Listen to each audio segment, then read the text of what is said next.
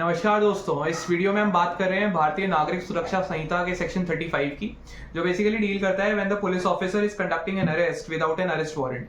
हमें पता है दो तरह के ऑफेंसेस होते हैं, कॉग्निजेबल ऑफेंस और non cognizable offence. Cognizable offences basically वो ऑफेंसेस हैं जहां पे पुलिस ऑफिसर को अरेस्ट करने से पहले किसी अरेस्ट वारंट की रिक्वायरमेंट नहीं होती, वो डायरेक्टली अरेस्ट कर सकते हैं। On the other hand, non cognizable offences वो ऑफेंसेस हैं जहां पे अरेस्ट कंडक्ट करने से पहले आपको अरेस्ट वारंट की रिक्वायरमेंट होती है, जो कि मैजिस्ट्रेट इशू करते हैं।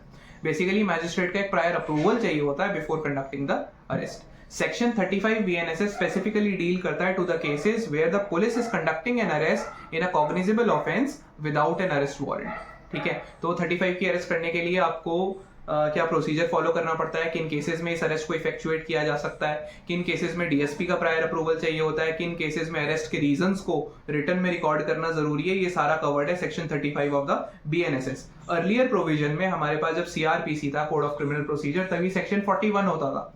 Now it is section 35 of the BNSS. ठीक है, रिसेंटली ऑनरेबल सुप्रीम कोर्ट ने Pankaj Bansal versus union of India में होल्ड किया कि whenever the police is conducting arrest under 35 BNSS, तो उन्हें ग्राउंड्स ऑफ अरेस्ट को रिटर्न में देना पड़ेगा टू द अरेस्टेड पर्सन या टू द अक्यूज्ड पर्सन। ठीक है, recently honourable Punjab Haryana high court ने सेम चीज को अपहोल्ड किया in Ravinder versus state of Haryana में कि आप अरेस्ट कर रहे हो अंडर 35 BNSS, तो जो ग्राउंड्स ऑफ अरेस्ट है, किस वजह से आप अरेस्ट कर रहे हो, उसे रिटर्न में देना पड़ेगा किसे, जो अरेस्टेड पर्सन है, जो अक्यूज्ड पर्सन है, उसे देना पड़ेगा। तो इस पूरे वीडियो में डिस्कस करेंगे 35 BNSS को, arresting powers of the police in cognizable offences, और रिसेंटली इस पे जुडिशियल पोजीशन क्या है। ठीक है, तो आइए शुरू करते हैं। तो सबसे पहले बात करते हैं कि सेक्शन 35 BNSS में ऐसे टोटल 10 केसेस हैं जहां पे पुलिस ऑफिसर आपको अरेस्ट कर सकते हैं बिना अरेस्ट वारंट के फॉर अ कॉग्निजेबल ऑफेंस। पहला केस है कि जब आपने कोई कॉग्निजेबल ऑफेंस पुलिस ऑफिसर की प्रेजेंस में कमिट कर दिया। इस केस में एफआईआर की रिक्वायरमेंट नहीं होती, डायरेक्टली पुलिस ऑफिसर आपको अरेस्ट कर सकते हैं क्योंकि उनकी प्रेजेंस में जो कॉग्निजेबल ऑफेंस है वो कमिट हुआ है। दूसरा केस है कि जब पुलिस ऑफिसर के पास ऐसी क्रेडिबल इंफॉर्मेशन कहीं से मिल जाए कि आपने कोई ऐसा कॉग्निजेबल ऑफेंस कमिट किया है जो कि 7 साल या 7 साल से कम पनिशेबल है। इस केस में भी पुलिस ऑफिसर आपको अरेस्ट कर सकते हैं बिना वारंट के, लेकिन ऐसी अरेस्ट कंडीशनल अरेस्ट होगी। कुछ कंडीशंस हैं इस अरेस्ट को कंडक्ट करने से पहले। पहली कंडीशन है कि पुलिस ऑफिसर के पास रीजन टू बिलीव होना चाहिए कि ये फला ऑफेंस आपने ही कमिट किया है। सेकेंडली, पुलिस ऑफिसर के पास रीजन टू बिलीव होना चाहिए कि अगर आपको अरेस्ट नहीं किया गया तो आप further commission of cognizable offence भी करोगे, या फिर इन्वेस्टिगेशन आपकी अरेस्ट के बिना कंप्लीट नहीं की जा सकती। अगर ये दोनों कंडीशन सेटिस्फाई होती हैं तो पुलिस ऑफिसर आपको अरेस्ट कर सकते हैं, अगर ऑफेंस 7 साल या 7 साल से कम पनिशेबल है तो। इसके बाद भी, इन दोनों कंडीशंस फुलफिल होने के बाद भी, जो पुलिस ऑफिसर है उसे रीजंस ऑफ अरेस्ट को रिटर्न में रिकॉर्ड करना मैंडेटरी है। तीसरी कंडीशन है, जब आपने ऐसा कोई कॉग्निजेबल ऑफेंस कमिट किया, पुलिस के पास ऐसी क्रेडिबल इंफॉर्मेशन आई, एफआईआर आई आपके अगेंस्ट कि आपने कोई ऐसा कॉग्निजेबल ऑफेंस कमिट किया है जो 7 साल या 7 साल से ज्यादा पनिशेबल है, उस केस में पुलिस आपको अरेस्ट कर सकती है बिना अरेस्ट वारंट के, और उसमें ये जो reasons to record in writing है वो रिक्वायरमेंट भी सेक्शन 35 BNSS में नहीं है। चौथी कंडीशन होती है कि जब आपको एक प्रोक्लेम्ड ऑफेंडर बना दिया गया, या तो मैजिस्ट्रेट कोर्ट ने आपको प्रोक्लेम किया कि आप प्रोक्लेम्ड ऑफेंडर हो, या फिर स्टेट गवर्नमेंट ने नोटिफाई कर दिया कि आप एक प्रोक्लेम्ड ऑफेंडर हो। दोनों ही केसेस में जो पुलिस ऑफिसर है वो आपको बिना वारंट के अरेस्ट कर सकते हैं।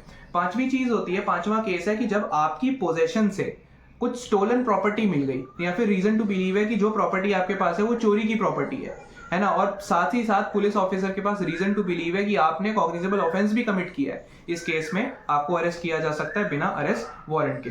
सिक्स्थ कंडीशन है या सिक्स्थ केस है कि जब आप पुलिस ऑफिसर को उनकी ड्यूटी से ऑब्स्ट्रक्ट करते हो, जब आप पुलिस ऑफिसर को उनकी ड्यूटी नहीं करने देते, ऑब्स्ट्रक्शन बन जाते हो उनकी ड्यूटी में, या फिर आप पुलिस ऑफिसर की लॉफुल कस्टडी से भागने की कोशिश करते हो या भाग जाते हो, इन केसेस में पुलिस ऑफिसर आपको बिना अरेस्ट वारंट के अरेस्ट कर सकते हैं। सेवेंथ केस है कि जब आप armed forces of union of India के डेजर्टर हो, उस केस में भी आपकी अरेस्ट बिना अरेस्ट वारंट के की जा सकती है। आठवां केस हमारे पास है कि जब आप कॉग्निजेबल ऑफेंस कमिट करते हो आउटसाइड इंडिया, मतलब आप कोई ऐसा एक्ट कर देते हो आउटसाइड इंडिया कि जो अगर आपने इंडिया में किया होता तब वो कॉग्निजेबल ऑफेंस होता, उस केस में भी पुलिस ऑफिसर आपको अरेस्ट कर सकते हैं without requirement of an arrest warrant. Ninth case हमारे पास है कि जब एक कन्विक्ट कौन होता है, जिसे अपराधी घोषित कर दिया गया कोर्ट ने, जब एक कन्विक्ट को रिलीज कर दिया गया है और convict section 35 subsection 5 of BNSS को वायलेट कर देता है, उस केस में भी पुलिस ऑफिसर अरेस्ट कर सकते हैं without an arrest warrant. 10th और लास्ट केस हमारे पास है कि जब एक पुलिस ऑफिसर के पास रिक्विजिशन आता है अरेस्ट के लिए, कोई और पुलिस ऑफिसर जब एक पुलिस ऑफिसर को बोलता है कि इस फला बंदे को अरेस्ट करो इस ऑफेंस के लिए, ठीक है, और वो साथ में ये रिक्विजिशन आइदर रिटन भी हो सकता है, ओरल भी हो सकता है, लेकिन रिक्विजिशन होना चाहिए, है ना। तो उस केस में भी पुलिस ऑफिसर आपको बिना अरेस्ट वारंट के अरेस्ट कर सकते हैं। तो ये हमारे पास 10 केसेस हैं जिसमें पुलिस ऑफिसर आपको किसी कॉग्निजेबल ऑफेंस के लिए सेक्शन 35 BNSS में अरेस्ट कर सकते हैं, राइट। तो नेक्स्ट टाइम बात करते हैं सेक्शन 35 सबसेक्शन 2 की। सबसेक्शन 2 कहता है कि नॉन कॉग्निजेबल ऑफेंसेस में आप बिना अरेस्ट वारंट के जो पुलिस ऑफिसर है वो अरेस्ट कंडक्ट नहीं कर सकते, ठीक है। ये सबसेक्शन 235 का है, लेकिन इसकी एक एक्सेप्शन है। इसकी एक्सेप्शन है section 39 of the BNSS। Section 39 of the BNSS कहता है कि जब एक पुलिस ऑफिसर को पता चला कि फला बंदे ने कोई नॉन कॉग्निजेबल ऑफेंस कमिट किया है, ठीक है, और पुलिस उससे उसका नेम और एड्रेस पूछती है, लेकिन जो अक्यूज पार्टी है नॉन कॉग्निजेबल ऑफेंस में वो नेम और एड्रेस बताने से मना कर देता है या फिर पुलिस के साथ कोऑपरेट नहीं करता, तो उसे अरेस्ट किया जा सकता है डिस्पाइट उसने नॉन कॉग्निजेबल ऑफेंस कमिट किया है। तो ये सेक्शन 35 सबसेक्शन 2 की एक एक्सेप्शन बन जाती है। नॉन कॉग्निजेबल ऑफेंसेस में भी पुलिस अरेस्ट कर सकती है, लेकिन सिर्फ सेक्शन 39 के अंदर, ठीक है। नेक्स्ट है हमारे पास सबसेक्शन 3 ऑफ सेक्शन 35 BNSS कि जब सबसेक्शन 1 में अरेस्ट रिक्वायर्ड ही नहीं है, पुलिस ऑफिसर के पास ऐसे रीजंस हैं कि अभी सबसेक्शन 1 में अरेस्ट की रिक्वायरमेंट नहीं है अक्यूज पार्टी के लिए, तो फिर पुलिस ऑफिसर क्या करेंगे कि नोटिस इशू करेंगे उस अक्यूज पर्सन को और उसे पुलिस थाने में बुलाएंगे, ठीक है। एक तरह से समन हम इसे समझ सकते हैं, हालांकि this is not technically a summon, this is a notice. तो अरेस्ट के लिए नोटिस इशू करेंगे और उस पार्टी को बुलाएंगे। सबसेक्शन 4 कहता है कि इसको कंप्लाई करना अक्यूज के लिए कंपलसरी है, मैंडेटरी है, वो इसकी वायलेशन नहीं कर सकता।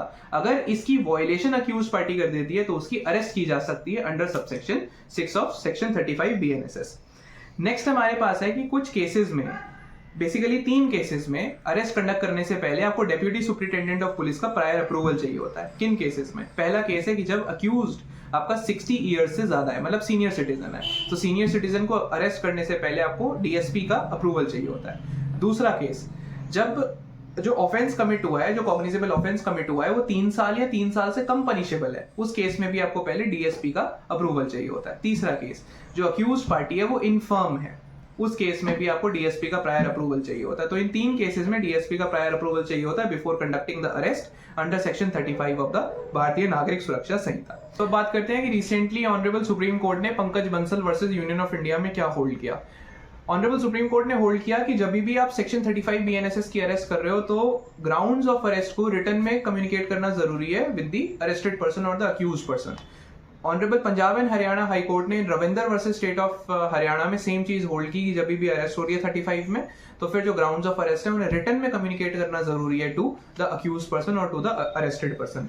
ऑनरेबल सुप्रीम कोर्ट ने Ramkishor Arora versus enforcement directorate में एक और चीज होल्ड की कि जो पंकज बंसल वाली जजमेंट है that is applicable prospectively from 3 अक्टूबर 2023, ठीक है। तो ये रिसेंट हमारी जुडिशियल पोजीशन है अरेस्ट के ऊपर सेक्शन 35 BNSS के ऊपर। आई होप आपको पूरा section 35 arresting powers of police समझ आया होगा, प्रोसीजर समझ आया होगा, केसेस समझ आए होंगे, वो 10 केसेस जहां पे 35 की अरेस्ट की जा सकती है, वो केसेस समझ आए होंगे जहां पे DSP का प्रायर अप्रूवल चाहिए होता है, जहां पे अरेस्ट के रीजंस को रिटन में रिकॉर्ड करना कंपलसरी होता है, राइट। तो I hope you must have enjoyed this video and thank you for watching. And इस तरह के और वीडियोस देखने के लिए please like, share and subscribe. Thank you.